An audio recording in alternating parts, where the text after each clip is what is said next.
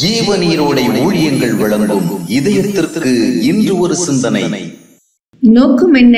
உங்கள் ஆவிக்குரிய ஈடுபாடுகள் மற்றும் ஆன்மீக சம்பந்தமான செயல்களின் முக்கியமான நோக்கமும் எதிர்பார்ப்பும் என்ன என்று ஒரு பெரிய கருத்தரங்கில் கேட்கப்பட்டது.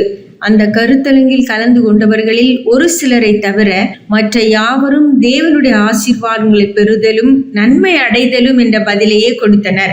இது ஒரு நல்ல பதிலை போல தோன்றினாலும் கிறிஸ்தவ ஆவிக்குரிய வாழ்க்கையை பொறுத்தவரை இது ஒரு தவறான பதிலாகும். நம்முடைய ஆவிக்குரிய வாஞ்சைகளும் தேடல்களும் ஈடுபாடுகளும் தேவனுடைய ஆசீர்வாதங்களை பெறுவதையே முக்கிய நோக்கமாக கொண்டிருக்கும் போது அது சுயநல நோக்கம் சார்ந்த ஒன்றே தவிர இறை நோக்கம் சார்ந்த ஒன்றல்ல. எதையாவது எதிர்பார்த்து சில செயல்களை நாம் செய்து கொண்டிருப்போமானால் அந்த எதிர்பார்ப்பு போதிய அளவில் நிறைவேறாவிட்டால் நம்முடைய செயல்களின் வேகம் குறைந்து போய்விடும். இன்று பெரும்பாலான விசுவாசிகளின் ஜெபம், ஆராதனை, காணிக்கை, ஊழிய ஈடுபாடு, பக்தியான வாழ்க்கை ஆகியவற்றுக்கு பின்னால் கர்த்தரால் நன்மை பெறுதலே இறுதியான எதிர்பார்ப்பாக உள்ளது.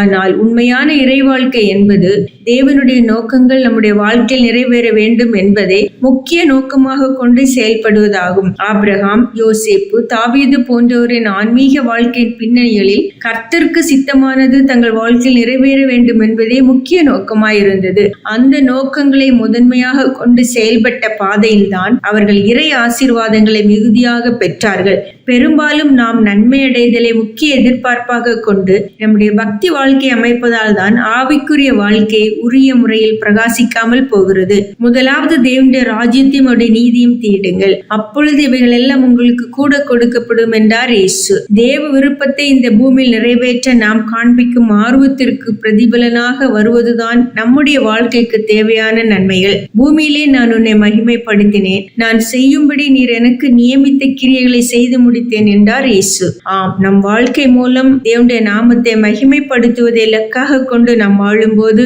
எல்லா நன்மைகளும் நம்மை பின்தொடரும். சிந்தனைக்கு: தேவனை தேடும் தீவிரம் உள்ளவனை நோக்கி தேவ நன்மைகள் தீவிரித்து வருகின்றன. தேவனை தேடும் தீவிரம் உள்ளவனை நோக்கி தேவ நன்மைகள் தீவிரித்து வருகின்றன.